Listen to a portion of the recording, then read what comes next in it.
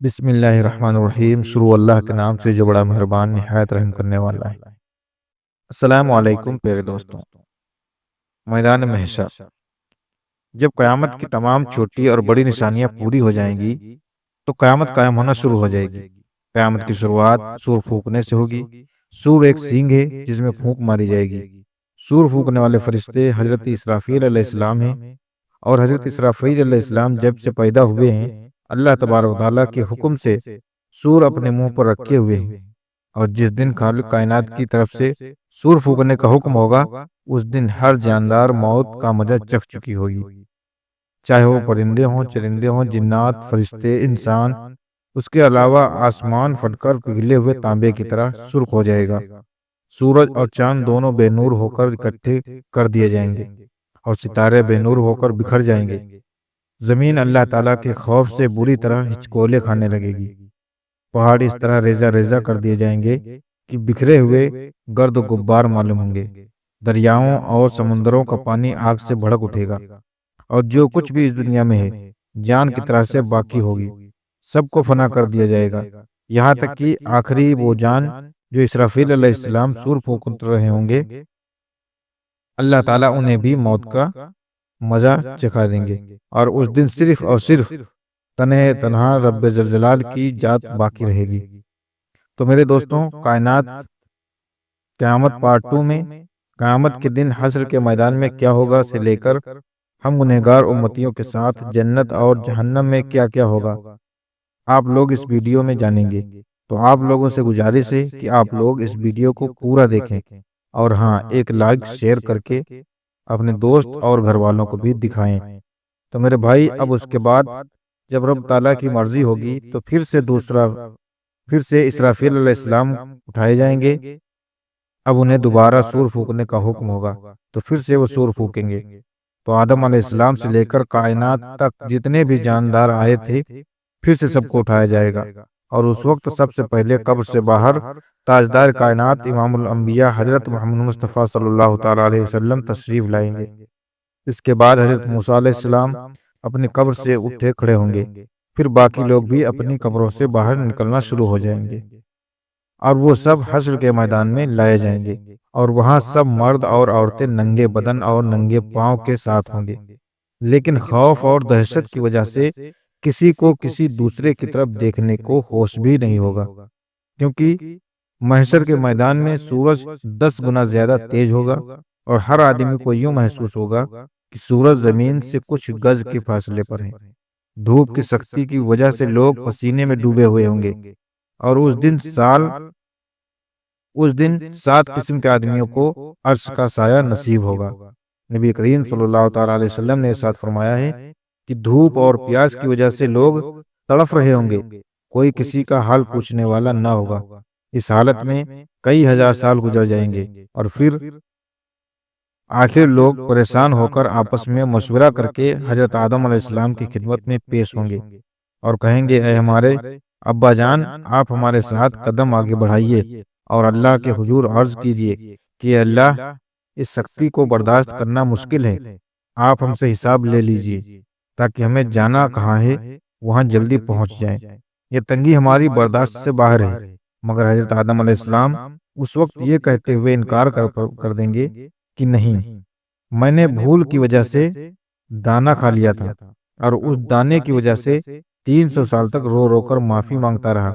حدیث پاک میں آیا ہے کہ پورے انسانوں کے جتنے آنسو ہیں وہ سارے کے سارے 10واں حصہ ہیں، اور 9 حصہ آنسو حضرت آدم علیہ السلام کے ان 300 سالوں میں نکلے، اور اس کے بعد اللہ تعالیٰ نے ان کی توبہ کو قبول فرما لیا۔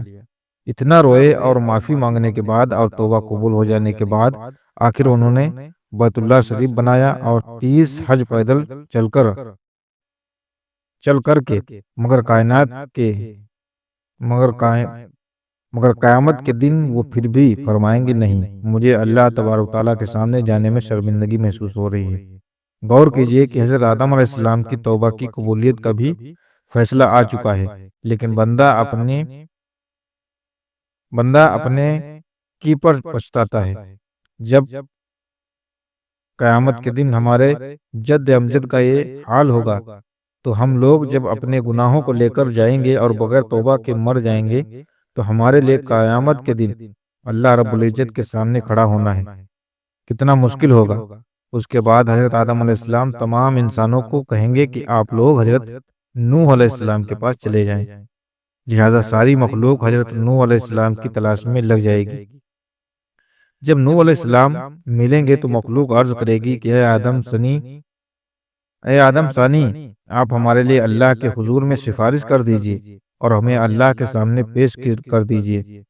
حضرت نوح علیہ السلام ان کو فرمائیں گے کہ نہیں، میں نے اپنے بیٹے کے لیے دعا کر دی تھی اور اللہ تعالیٰ نے فرمایا تھا کہ اے نوح ایسی دعا نہ کیجیے کہ کہیں آپ کو نبوت کے مرتبہ سے ہٹانا پڑے۔ مجھے تو اس فرمان سے ڈر لگتا ہے کہ میں وہ دعا ہی کیوں کر بیٹھا۔ میں نے اللہ تعالیٰ کے حضور فوراً معافی مانگی تھی، لہٰذا میں اللہ تعالیٰ کے حضور پیش نہیں ہو سکتا۔ حضرت نوح علیہ السلام کا اصل نام عبد الغفار تھا، مگر وہ اس دعا کے مانگنے کے بعد اتنا رو رو کر کہ ان کا نام نوح پڑ گیا۔ نوح کا مطلب ہے نوحہ کرنے والا، یعنی رونے والا۔ اتنا رونے کے باوجود قیامت کے دن اللہ رب العزت کے سامنے جانے سے جب ان کو اتنا ڈر لگے گا تو سوچنا چاہیے کہ ہم تو اپنے گناہوں پر روتے بھی نہیں، بلکہ جب گناہ کرتے ہیں تو خوشی خوشی دوسروں کو بتاتے ہیں کہ میں نے فلاں گناہ کیا ہے۔ تو پھر ہم سب قیامت کے دن اللہ کے حضور پیش کیسے ہوں گے؟ پھر حضرت نوح علیہ السلام سب انسانوں کو فرمائیں گے کہ آپ حضرت ابراہیم علیہ السلام کے پاس چلے جائیں۔ پھر ساری انسانیت ابراہیم علیہ السلام کو ڈھونڈ کر ان سے عرض کرے گی کہ اے اللہ کے خلیل، آپ ہمیں اللہ رب العزت کے حضور پیش کر دیجئے۔ لیکن وہ فرمائیں گے کہ نہیں، آج مجھے اللہ رب العزت کے سامنے جاتے ہوئے گھبراہٹ ہو رہی ہے، کیونکہ میری زندگی میں 3 باتیں ایسی تھیں جو مصلحت کی بنا پر کی ہوئی، لیکن خلاف واقعہ تھی۔ آج مجھے ان تینوں باتوں پر شرمندگی ہے۔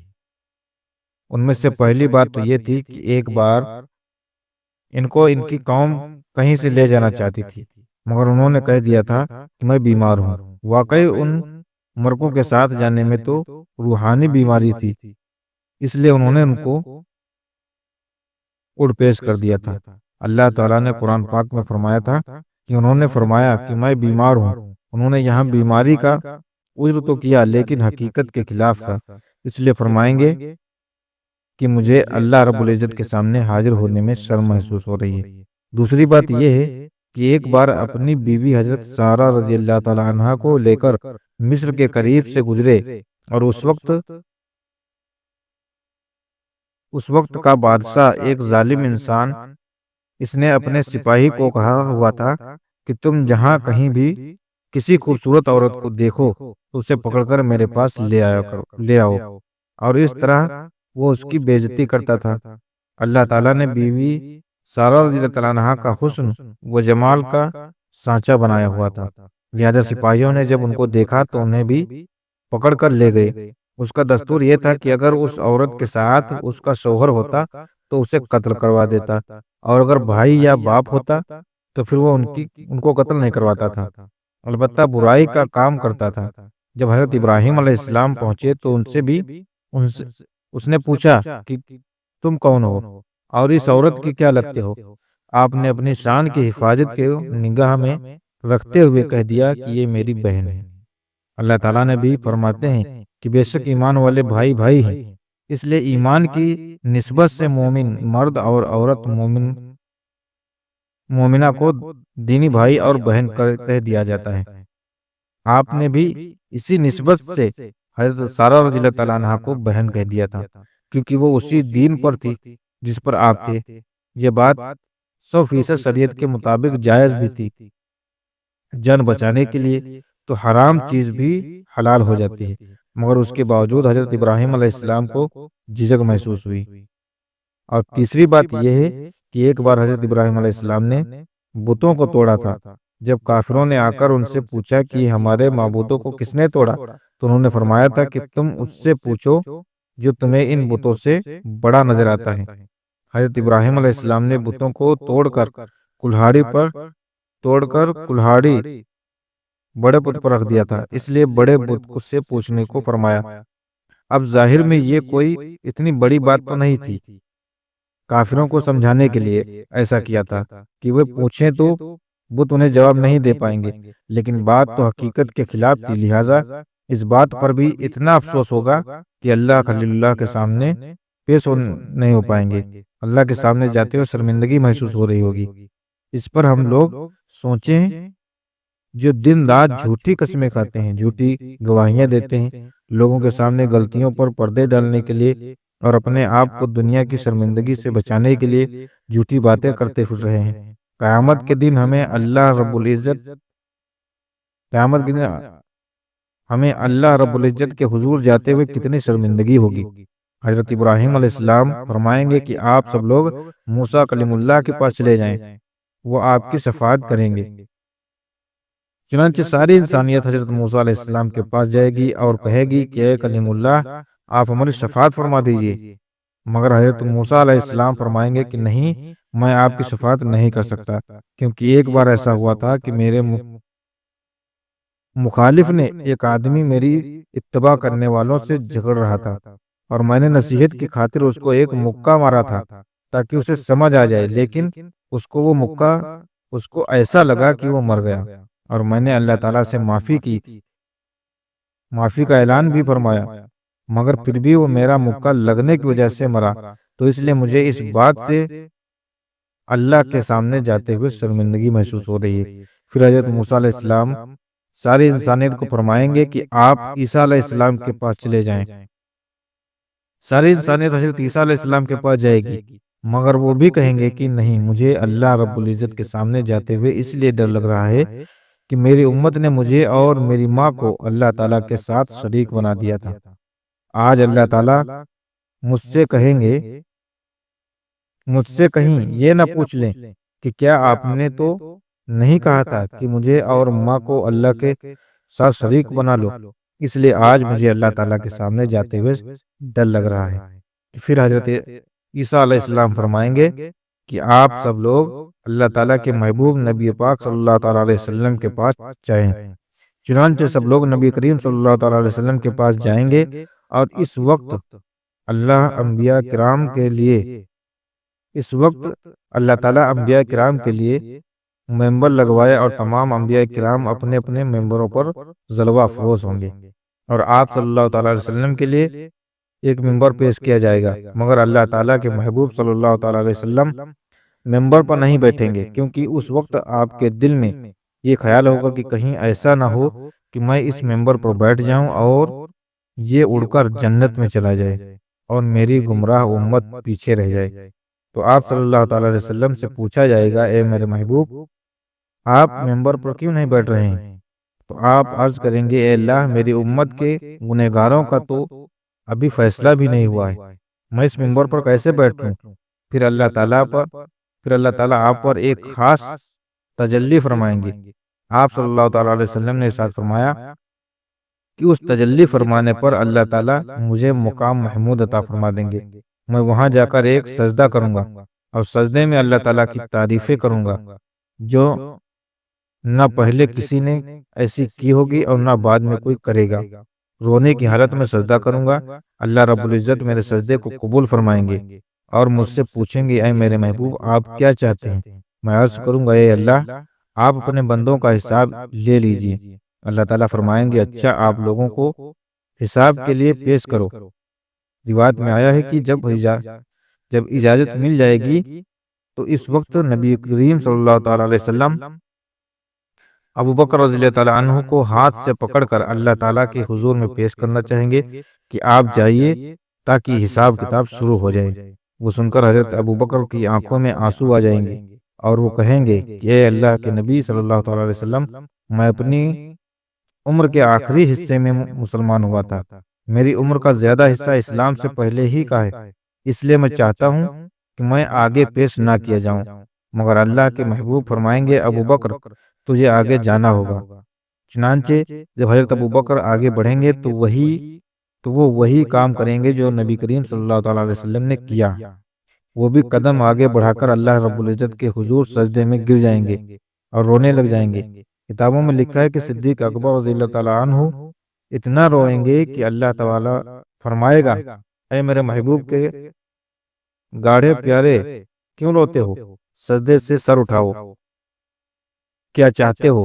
چنانچہ اللہ تعالیٰ ان کے سجدے کو قبول فرمائیں گے اور ان پر ایک خاص تجلی فرمائیں گے۔ حدیث پاک میں آیا ہے کہ قیامت کے دن اللہ تعالیٰ اپنے بندوں پر عام تجلی فرمائے گا، لیکن ابو بکر رضی اللہ تعالیٰ عنہ کے اوپر خاص تجلی فرمائیں گے۔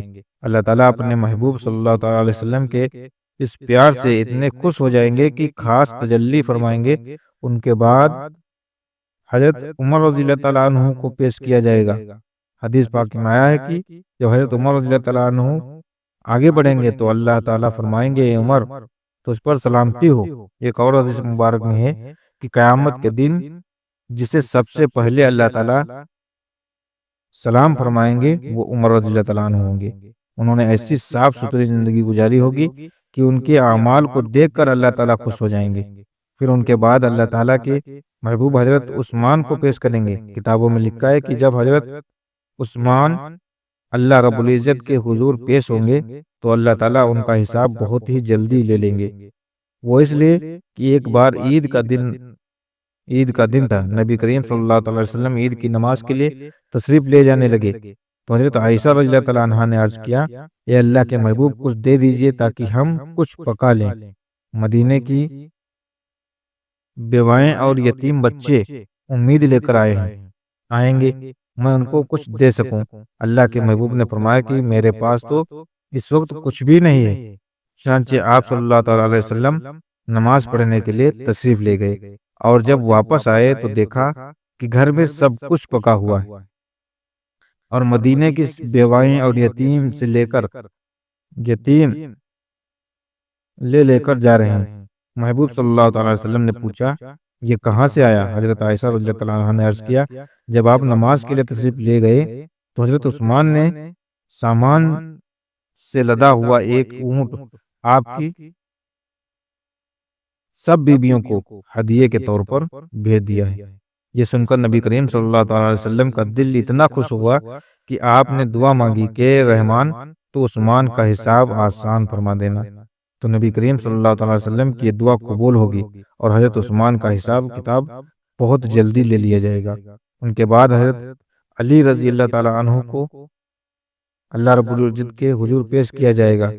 حدیث پاک میں آیا ہے کہ قیامت کے دن سب سے آسان اور جلدی حساب علی رضی اللہ تعالیٰ عنہ کا ہوگا۔ جب آپ صلی اللہ تعالیٰ علیہ وسلم کے چاروں یار پیش ہو جائیں گے تو اللہ تعالیٰ جلال جمال میں تبدیل ہو جائے گا۔ چنانچہ اللہ تعالیٰ فرمائیں گے، میرے نیک بندوں سے آج جدا ہو جاؤ، لہٰذا کافروں اور مشرکوں کو ایک طرف کر دیا جائے گا اور دوسری طرف نیک بندوں کو کر دیا جائے گا۔ اس کے بعد سارے اعمال کے حساب کتاب کے ہونے کے بعد اللہ تعالیٰ فرمائیں گے کہ جہنم کے اوپر بنی ہوئی پل صراط سے گھس کر یہ نیک لوگ جنت میں چلے جائیں گے۔ چنانچہ جب مومن بندے پل صراط کے اوپر سے گزرنے لگیں گے تو کچھ ایمان والے ایسے بندے ہوں گے جو بجلی کی تیزی کی طرح گزر جائیں گے، کچھ ہوا کی تیزی سے گزر جائیں گے، کچھ گھوڑے کی تیز رفتار کے ساتھ بھاگتے ہوئے آدمی کی رفتار کے ساتھ، کچھ چلتے ہوئے آدمی کی رفتار کے ساتھ اور کچھ رینگتے ہوئے آدمی کی رفتار کے ساتھ گزر جائیں گے۔ جو لوگ بھی پل صراط سے آگے گزر جائیں گے اللہ تعالیٰ ان کو جنت عطا فرما دیں گے۔ پل صراط کے اوپر سے ہر ایک کو گزرنا پڑے گا۔ جب پل صراط سے آگے چلے جائیں گے تو اللہ تعالیٰ محبوب صلی اللہ تعالیٰ علیہ وسلم یہ سمجھیں گے کہ میری امت کے سارے لوگ میرے ساتھ آ گئے ہیں اور جہنم سے پار ہو چکے ہیں، لہٰذا آپ ان سب لوگوں کو لے کر جنت میں تشریف لے جائیں گے، یہاں تک کہ جنت میں رہتے ہوئے بہت عرصہ گزر جائے گا، لیکن جو مسلمان پل صراط سے گزرتے ہوئے جہنم میں گرنے لگیں گے انہیں عذاب ہوگا۔ جہنم کے سب سے اوپر کے درجے میں ایمان والے گنہگار ہوں گے۔ جب بہت عرصہ گزر جائے گا تو اللہ تعالیٰ اپنے حکمت سے ان کے اور کافروں و مشرکوں کے بیچ آگ کو شیشے کی طرح بنا دیں گے۔ کافر اور مشرک جب مسلمان گنہگاروں کو دیکھیں گے وہ بھی جہنم کی آگ میں جل رہے ہوں گے تو وہ مسلمانوں کو تانا دیں گے کہ ہم تو اللہ کا انکار کیا کرتے تھے جس کی وجہ سے ہم جل رہے ہیں، لیکن آپ تو خدا کو مانتے تھے، رسول اللہ صلی اللہ تعالی وسلم کو مانتے تھے، اور اس کے باوجود آپ بھی ہماری طرح جل رہے ہیں، تو آپ کا خدا آپ کے کس کام آیا؟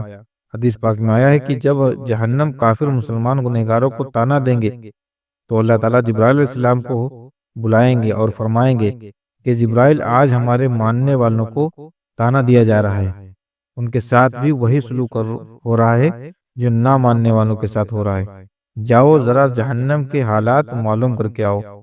چنانچہ جبرائیل علیہ السلام جہنم میں جائیں گے، جہنم کے دروازے پر اس کے دروگا مالک کھڑے ہوں گے، وہ دروازہ کھول کر حضرت جبرائیل علیہ السلام کو اندر داخل کریں گے۔